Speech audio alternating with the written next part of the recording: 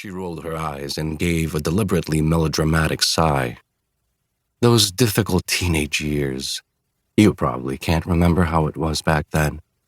But why on earth are you standing there like that? Is this a stick-up? Are you carrying a gun? You can take my money, you can take my life, but please spare my china. Come in. You'll catch your death of cold. If you don't mind me waiting, Mrs. Chapman, I said, following her through the entry hall into the living room. Always the gentleman, Helen's mother said. She was wearing dark blue jeans with cuffs rolled up to mid-calf and a light blue blouse with sleeves pushed up to the elbows. On the oval table in front of the couch stood a half-empty glass of wine and a dark wine bottle. Beside them lay an open book face down. The suburban housewife, she said, sweeping out an arm, drinking alone in her Connecticut living room. Can you think of a more perfect cliché? She turned to me. Sit. Can I get you something?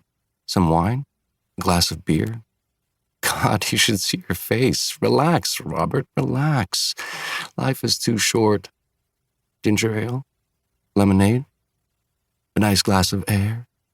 Come, take a load off your feet, she said, collapsing onto the couch.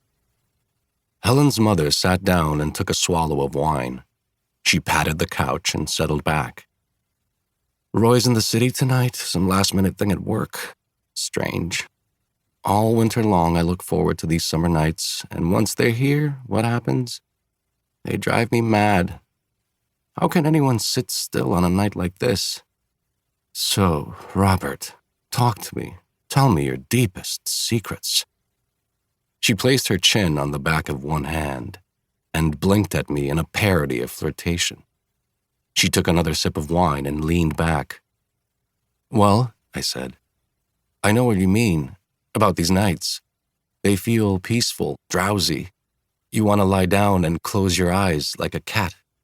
But they don't really leave you alone. They keep pushing at you like a hand on your back. If you know what A hand on your back, exactly. She looked at me sharply. There's hope for you yet, sir. She leaned forward and filled her glass. She took another sip and leaned back, closing her eyes. When I was your age, she said. She opened her eyes. Don't you find it stifling in here?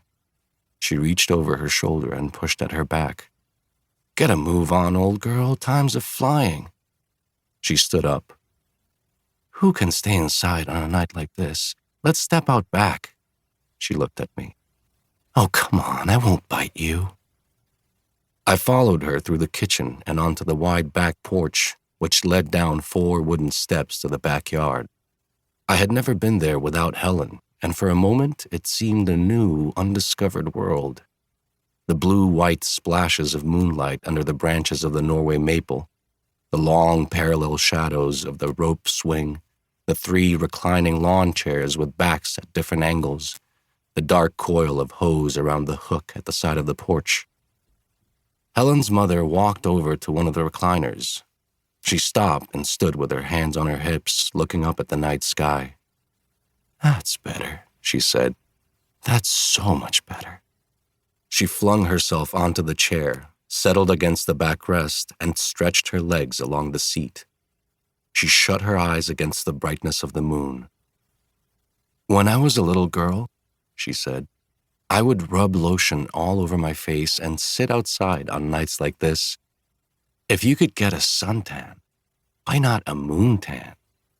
I wanted my face to turn white, like the moon. She sat up, swung her legs over the side, and paused as if listening. She rose to her feet and looked around. She walked over to the swing, hanging from a high branch of the maple. Come on, give a girl a push. I stood behind her, trying to push only the edges of the wooden swing. Sorry, I said, as the ball of my thumb pressed against something soft. How can I ever forgive you? She cried, sweeping into the air. I stepped away as she swung higher and higher, leaning far back until she was sideways. She rushed